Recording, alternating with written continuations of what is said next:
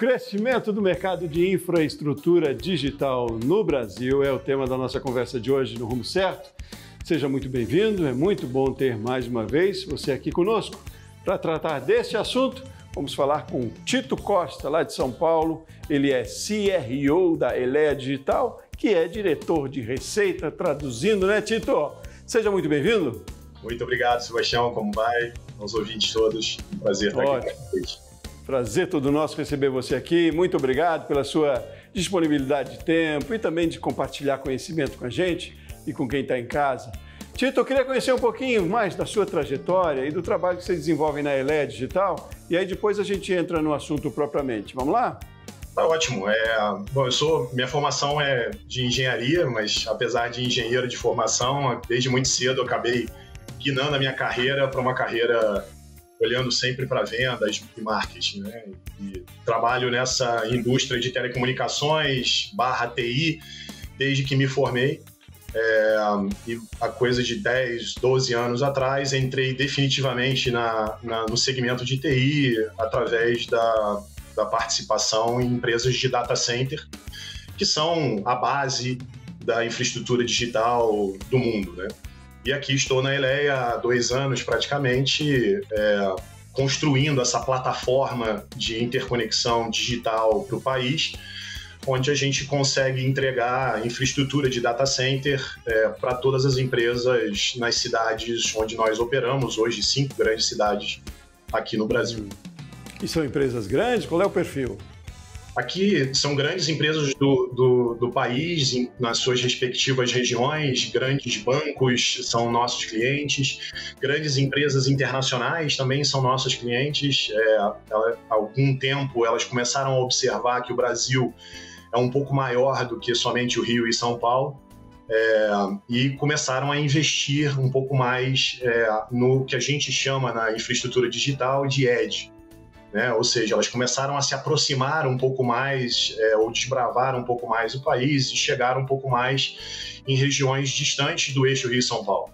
As pessoas acham que o Brasil é um país pequeno, mas é um país enorme, e sob o aspecto da digitalização, estar relativamente próximo daquele dispositivo com o qual você está conversando faz alguma diferença. E aí é que está a base da estratégia da Eleia, ao construir esses data centers em Porto Alegre, em Curitiba, em Brasília, permitindo que essas empresas nacionais e internacionais possam estar um pouco mais localmente trocando essas informações e, consequentemente, ganhando algumas vantagens nesse processo. Então, Tito, mas o que é para a gente entender a infraestrutura digital, a estruturação de uma empresa no digital? O que é na prática? Na prática, é um prédio, é tão básico como um prédio, né? A gente ouve muito termos como cloud, as nuvens. As nuvens, elas estão fisicamente dentro de um prédio que a gente chama de data center. Esses data centers, eles ficam espalhados no mundo, no caso específico da Eleia aqui no Brasil, em 5 cidades, 7 data centers, que são prédios que armazenam computadores. E esses computadores, servidores, armazenam um banco de dados, armazenam aplicações, armazenam inclusive essa aplicação que estamos usando aqui hoje para se comunicar. O Skype, Teams, Zoom, qualquer uma dessas aplicações, ela está nativa dentro de um servidor, um computador físico que está dentro de um prédio, e esse prédio ele tem temperatura, energia, tudo controlado para garantir a melhor qualidade de serviço e que esse computador não saia do ar e que, ainda que falte energia da concessionária, a gente garante o contínuo provimento de energia e ar-condicionado, porque essas máquinas elas esquentam muito e elas precisam estar sempre refrigeradas. Então, toda vez que a gente fala de infraestrutura digital ou de trazer digitalização para as companhias, no fundo a gente está falando de montar uma infraestrutura, montar um prédio que seja capaz de receber todos esses computadores para que a gente entregue serviços através de softwares que vão fazer com que a sua empresa se torne um pouco mais vantajosa ou que resolva problemas que hoje se encontram numa empresa que não tem acesso a essa estrutura e está fazendo isso localmente, dentro de casa, como a gente fala, quando ela instala esses servidores dentro dos seus CPDs, antigos CPDs nas suas empresas. Agora, qual é a nossa infraestrutura? Eu digo, no ranking mundial aí, em que pé nós estamos nessa tecnologia? O Brasil, como país da América Latina, é um país extremamente importante no segmento de data center e infraestrutura digital. Hoje, só o Brasil, ele é responsável por mais de 50% do market share de infraestrutura digital da América Latina. Obviamente que quando comparamos com o mundo, ainda somos relativamente pequenos, né?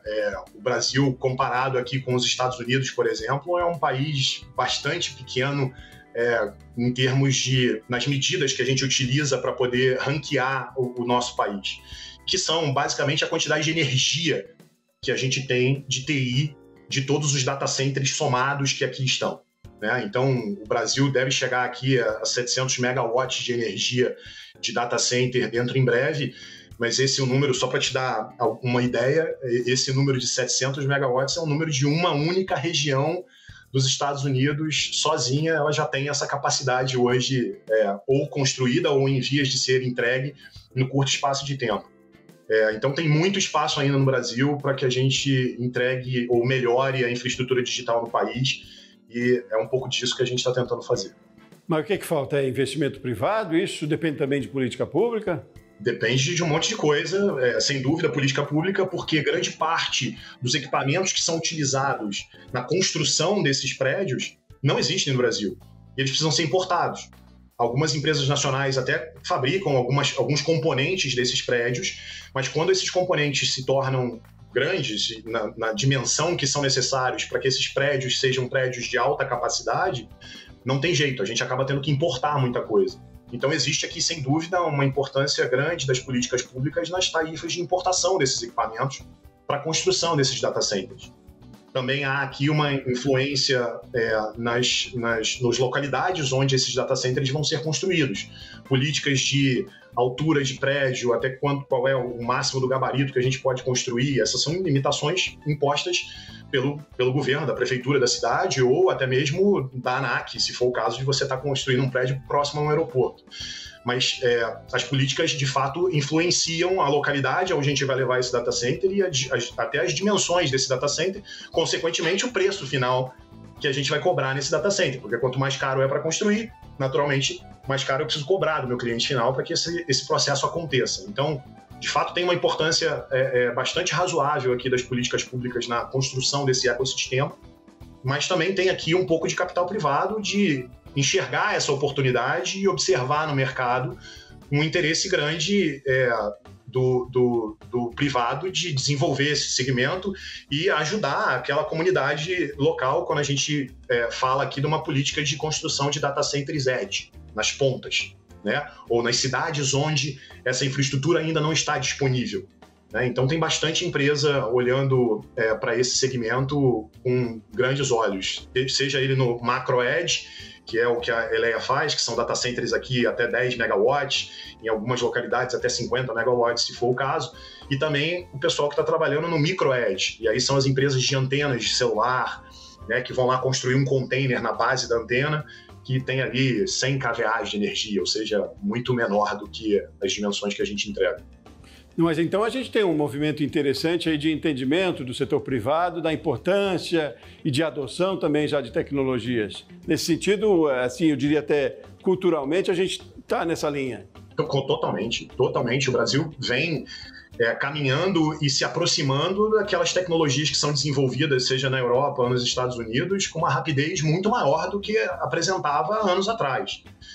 Não é para dizer que está tudo bem, obrigado. Eu acho que a TI no mundo, de uma maneira geral, machine learning, inteligência artificial, o próprio 5G tem impulsionado o crescimento ou o uso de tecnologias digitais de tal maneira que o volume de informação e de dado que é gerado demanda um volume de infraestrutura digital muito maior do que está hoje disponível. Mas a gente vem caminhando no sentido de construir, de colocar recursos nessa direção para poder tentar alcançar essa curva aqui de demanda que a gente vem observando um importante crescimento. Tá bom. Tito, vamos fazer um intervalo rapidinho. No próximo bloco, queria entrar no ponto do resultado, quase, eu diria, da importância, né, de se ter cada vez mais essa consciência, se ter cada vez mais investimentos. Eu digo para a produtividade, para a perenidade das empresas. E aí a gente está falando de todos os níveis, né, que a gente está falando aqui de digitalização, infraestrutura, parece algo macro, também, mas atinge de qualquer maneira, reflete em toda a cadeia e micro e pequenos negócios, que são o nosso foco de discussão aqui também no canal, né? Mas quero saber disso, de você, da avaliação da importância, do resultado, de por que se precisa pensar e investir cada vez mais em infraestrutura digital que traga aí mais resultado para as empresas. Intervalo rapidinho, continuamos na sequência, certo? Combinado. Com você de casa também? Combinado. Rumo Certo volta num instante.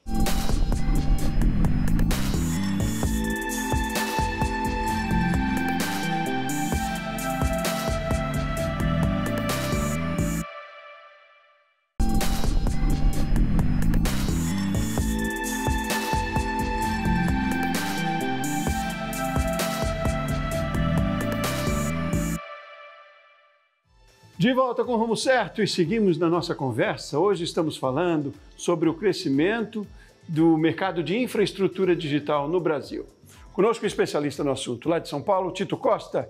Ele é diretor de receita da Elea Digital. Tito, continuamos na conversa? Depois da explanação primeira que fizemos aí no primeiro bloco, queria falar um pouquinho mais da importância enquanto resultado isso, né?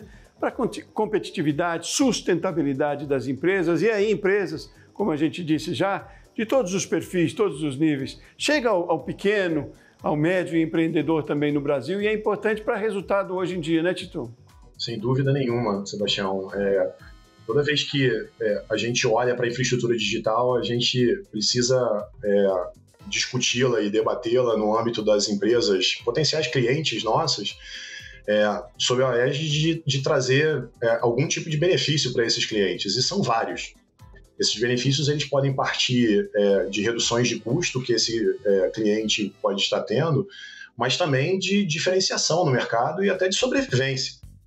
Dependendo da forma como uma empresa se comporta ou do quão digital ela já é ou de quão digitalizada ela já está, ela acaba ganhando componentes de competitividade e de sobrevivência que são bastante importantes para o caminhar daquela empresa ao longo do tempo.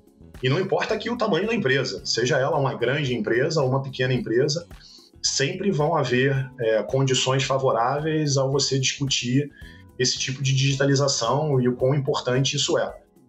Mais uma vez, você pode estar falando aqui de uma pequena empresa, uma padaria na esquina do bairro, que precisa se digitalizar para poder receber pagamentos via Pix ou via cartão de crédito e de débito. Ali você já tem uma componente da digitalização que, querendo ou não, indiretamente passa por um data center que está processando aquela informação para garantir que você está conseguindo fazer a sua venda no seu ponto de venda.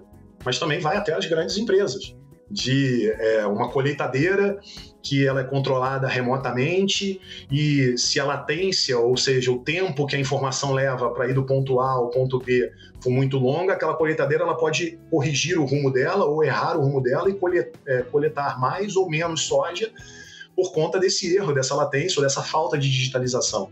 Então, sem sombra de dúvidas, tem muita vantagem em vários aspectos, dependendo do ângulo que você busque, você vai encontrar vantagens ao se digitalizar de alguma forma.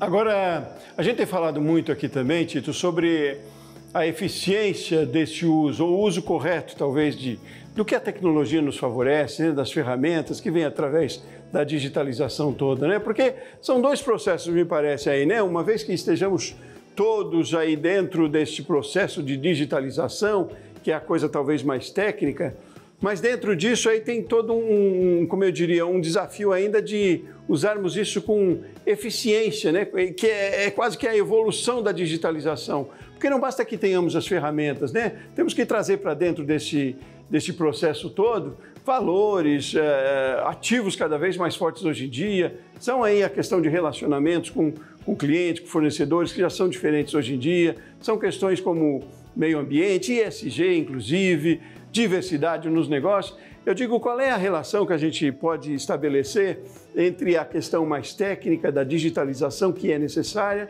com outras questões mais quase que comportamentais para que os negócios sejam eficientes também? Como é que você vê essa relação? Não há contradição nisso, né, Tito? Em absoluto, Sebastião. Eu acho que são tarefas complementares. Eu acho que ESG é um termo que vem se conversando um pouco mais de ênfase aqui de 5 anos, talvez, para cá. Mas é um tema que pauta e deve reger as relações de todas as companhias, sejam elas quais forem e do tamanho que forem. Né? Aqui na Eleia a gente segue diversas dessas premissas de sustentabilidade da ONU. O nosso relatório de sustentabilidade é gigantesco, a gente tem que se adequar aqui a uma série de processos e de procedimentos que são super relevantes. E aqui está uma das vantagens, você acabou de trazer aqui, sem combinar, tá? A gente não tinha nem combinado, você me traz aqui mais um elemento dessa importância da digitalização e dessa relação cliente-fornecedor. Porque quando uma empresa pequena se preocupa com esse tipo de premissa, que são as premissas de ESG, e ela transfere ou contrata esse serviço com um fornecedor que está muito alinhado a essas estratégias e a essas premissas, ele acaba facilitando também a vida dele, no sentido em que ele valoriza aquelas componentes e, ao valorizar aqueles componentes, ela transfere a sua relação, a sua necessidade para aquele fornecedor, no caso nosso aqui, a Eleia, enquanto um provedor de data center ou de infraestrutura, e com isso ele consegue endereçar ou se parametrizar com todo esse tema de ESG sem necessariamente fazer um esforço muito grande que ele talvez não tivesse a eficiência por ser uma empresa relativamente pequena. Então, quando ele transfere tudo isso para uma empresa terceira que já está muito bem avançada nessas estratégias, sem dúvida ele está economizando recursos e, ao mesmo tempo, endereçando valores que são extremamente importantes para o desenvolvimento de negócios no mundo de uma maneira geral. Veja você, os data centers consomem muita energia elétrica. Muita energia elétrica. No caso do Brasil, especificamente, é um pouco melhor, sob a ótica de que 70% aproximadamente da matriz energética no Brasil advém de recursos hídricos, né, de hidrelétricas. Então, são energias é uma energia considerada renovável. Mas em alguns países, a matriz energética ela é extremamente poluente. São empresas que usam carvão ou gás para poder gerar energia elétrica. Então, quanto menos energia ou quanto mais eficiente você é nesse consumo de energia, muito melhor são as coisas e melhor ainda é para a humanidade. A gente não está aqui num papel de extrair os recursos, o máximo da Terra, para poder deixar a Terra estéril e a gente não vai conseguir sobreviver daqui a 10 anos se a gente pensar dessa forma. Então, é extremamente importante a gente ter esses valores da continuidade das coisas, da continuidade do mundo, da vida de uma maneira geral, garantindo a sustentabilidade do planeta e, obviamente, ao mesmo tempo observando também a continuidade das empresas e das relações de negócio. Fico muito feliz quando a gente consegue perceber essa importância, né? Que para além do dia a dia ali, sim, em processos, a digitalização ajuda nas empresas, né? A tecnologia, mas é preciso pensar que tem um coletivo todo aí muito mais importante, que é o que está por trás, é o guarda-chuva de tudo isso, né? E nessa linha, Tito, o que é que a gente pode esperar do amanhã e o amanhã, que é daqui a pouco, no próximo segundo aí, quando a gente fala de tecnologia? Às vezes assusta um pouco, fala de inteligência artificial, fala de tudo que as infraestruturas proporcionam, mas por onde a gente caminha? Qual é a visão de vocês, que são o cerne aí desse mundo, desse negócio? Sebastião, não tem jeito. A digitalização já é um dado concreto, já está aqui, né? E a gente já vive ela há muitos anos. E talvez, justamente por vivermos ela há muitos anos, a gente já tem condições de pontuar alguns aspectos que são relevantes para o futuro da nossa sociedade. E, sem sombra de dúvida, ele vai passar por educação. E aí, voltando nas políticas públicas do começo da nossa conversa aqui, a forma como a gente interage tende a caminhar num sentido onde a gente precisa estar cada vez mais bem preparado para lidar com essa tecnologia. E sim, existe bastante espaço, isso é no mundo inteiro, tá? Não é um problema só do Brasil, a gente enxerga isso no mundo todo. Quando eu faço viagens internacionais para conversar com colegas da indústria, a informação é recorrente. A gente tem que estar muito preocupado no desenvolvimento da educação sob o aspecto direto daquela pessoa que amanhã ou depois não, hoje, né, já existem colheitadeiras que não precisam de um motorista na colheitadeira, né? Então, amanhã ou depois, esse motorista que não vai ser mais necessário porque essas colheitadeiras são robóticas, ele pode vir a se tornar aquele cara que controla a colheitadeira através de um computador. Então, precisa aqui de uma educação direta no sentido do desenvolvimento dessa cadeira um pouco mais técnica para essa população que vai mais ser diretamente afetada. Mas também tem aqui uma outra componente da educação que está se mostrando cada vez mais importante, que é a dos limites, né? Porque inteligência artificial hoje você consegue fazer muita coisa. Existem várias notícias de pessoas que fazem uso dessas tecnologias de uma forma não tão, como é que possamos dizer aqui, bacana de fazê-la, né? E acabam criando ferramentas para deturpar a imagem das outras pessoas ou criar situações um pouco disruptivas demais, digamos assim, né? Então também tem que ter aqui uma componente de educação da sociedade como um todo no uso dessa tecnologia, para garantir que nós, enquanto sociedade, não estejamos nos colocando numa situação de destruição ali na frente, eventualmente, se não nos comportarmos de uma forma minimamente salutar aqui nesse tema.